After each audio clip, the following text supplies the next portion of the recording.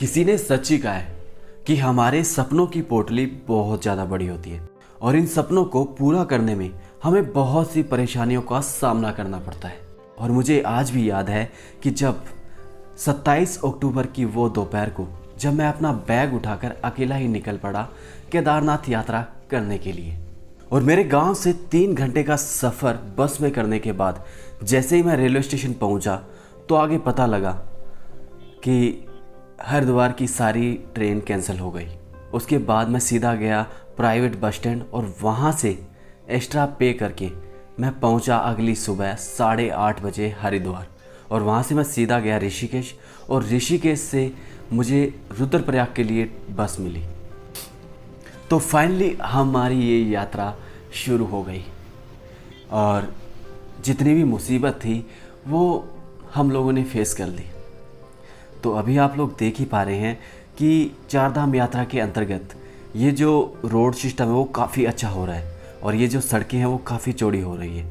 और जैसे जैसे हम लोग आगे जा रहे हैं हमें बहुत सुंदर सुंदर शहर और ये जो नदियों के किनारे ये जो वादियाँ हमें देखने को मिल रही है वो सच में बहुत ही सुंदर है। और इन वादियों के अंदर आप लोगों को जितनी सुंदरता दिखाई दे रही है उनके साथ आप लोगों को यहाँ पर भयानक एक्सीडेंट और लैंडस्लाइड भी देखने को मिलेंगी।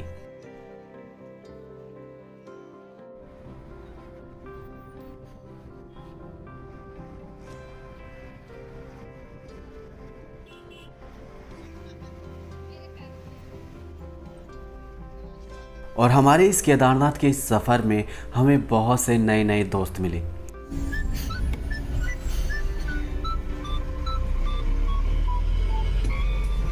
और जैसे कि आप सभी को पता है कि मैं सोलो ट्रैवल कर रहा हूँ, तो इस सोलो ट्रैवल पे मैं बस एक ही बात कहूँगा कि मैं घर से निकला अकेला था, लेकिन मैं अकेला नहीं हूँ।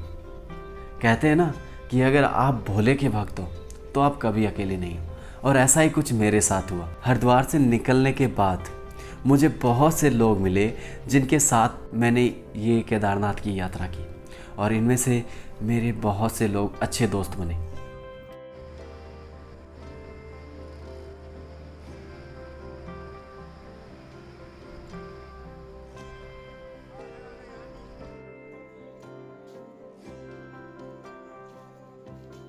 तो फाइनली हम लोग सोनप्रयाग पहुंच गए हैं और सोनप्रयाग पहुंचने के बाद हम लोगों ने सीधी टैक्सी करवाई गौरीकुंड के लिए, और गौरीकुंड से अगली मॉर्निंग 5:45 पर हम लोग निकल पड़े केदारनाथ यात्रा के लिए।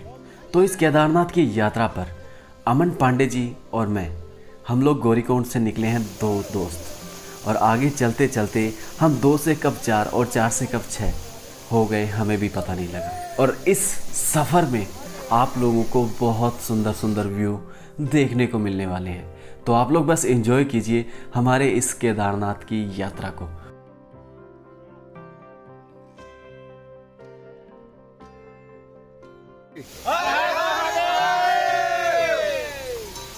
मैं बस एक ही बात कहूँगा कि ये जो केदारनाथ की यात्रा है ये आज तक की मेरी बेस्ट यात्रा है, और ये मेरे लिए एक यादगार पल है और मेरे लिए एक ड्रीम है जो आज पूरा होने जा रहा है।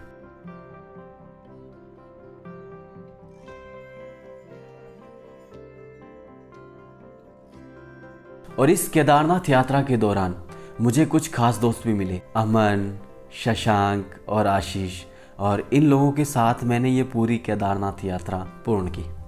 तो बस आप लोग एंजॉय कीजिए इस केदारनाथ यात्रा को। और मैं आप लोगों को बता दूं कि अगर आप लोग केदारनाथ यात्रा के ट्रैक को करना चाहते हैं तो मैं कहूँगा कि आप ज़रूर कीजिए, क्योंकि अगर आप लोग इस ट्रैक को कर रहे हैं तो आप लोगों को बहुत ही सुंदर सुंदर व्यू और ये जो चलने का एक्सपीरियंस है वो सच में बहुत अच्छा होने वाला है। अगर आप लोगों ने कभी ट्रैक नहीं किया तो मैं आप लोगों को कहूँगा कि आप लोग पहले घर पर कुछ दिन चलने की ट्राई करें और उसके बाद ही इस ट्रैक को कंप्लीट करें। और इस ट्रैक के दौरान आप लोगों को बहुत सी चीज़ें फेस करने को मिलेगी, जैसे कि पानी। आप लोगों को यहाँ पर इस ट्रैक के दौरान पानी की बोतल 40 से 80 रुपए तक मिलेगी, और वहीं मैगी भी कॉस्टली मिलेगी। तो अगर आप लोग इस ट्रैक को कर रहे हैं तो मैं आप लोगों से बस यही कहूँगा कि आपको रास्ते में बहुत से वाटरफॉल यानी कि यहाँ झरने देखने को मिलेंगे और इन झरनों का पानी आप बोतल में भरकर आप लोग पी सकते हैं।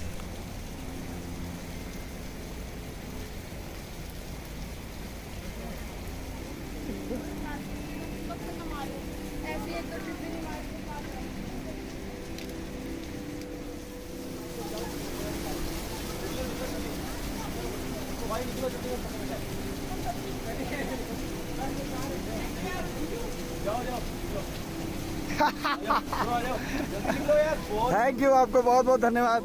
आपने जो ये शिला पकड़ के रखी है। और अगर आप लोग इस ट्रैक को कंप्लीट नहीं करना चाहते हैं तो आप लोगों के लिए दूसरी अलग व्यवस्था भी है, जैसे कि यहाँ पर पिट्ठू, डोली और खच्चर और हेलीकॉप्टर की व्यवस्था भी है, जिनका यूज़ कर आप लोग केदार धाम को आसानी से विज़िट कर सकते हैं।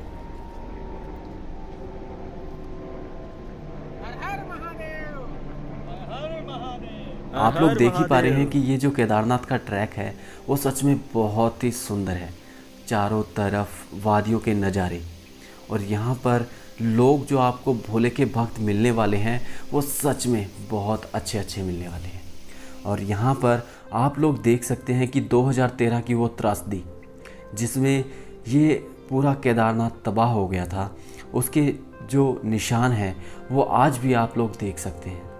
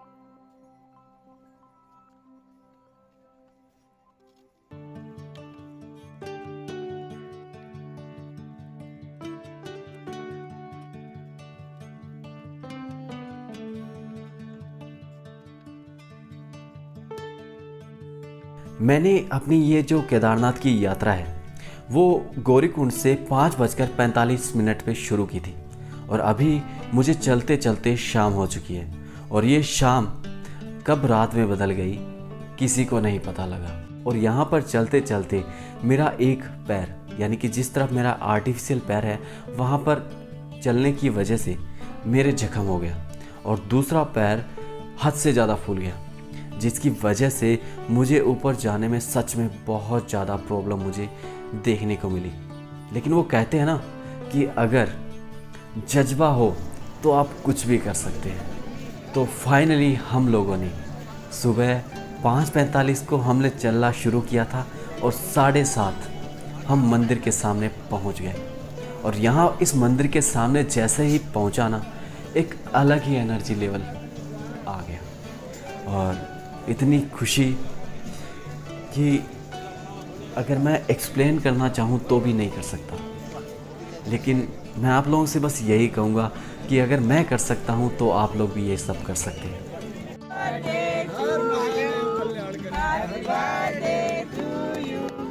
Happy birthday dear Moti, happy birthday to you।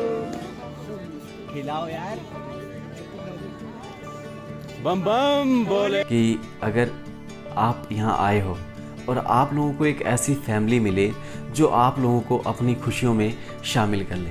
तो अभी केदारनाथ के मंदिर के कपाट तो बंद हो चुके हैं, तो मैं आप लोगों को इस मंदिर के दर्शन करवाऊंगा कल। तो फ़िलहाल के लिए आज का हमारा वीडियो व्लॉग हम यही कंप्लीट करते हैं और अभी हम लोग अपने रहने की व्यवस्था ढूंढते हैं। तो कल मिलते हैं हमारे इस केदारनाथ के अगली सीरीज़ के लिए। तो आप लोग बस एंजॉय कीजिए हमारे इस वीडियो व्लॉग को। और हाँ, मैं उन सभी का दिल से धन्यवाद कहना चाहता हूँ जो लोग मुझे इस यात्रा के दौरान मिले। तो आप लोगों को ये वीडियो ब्लॉग कैसा लगा, लाइक शेयर और कमेंट करके ज़रूर बताना। और हमारे इस चैनल को सपोर्ट करने के लिए इस चैनल को सब्सक्राइब भी जरूर कर दें।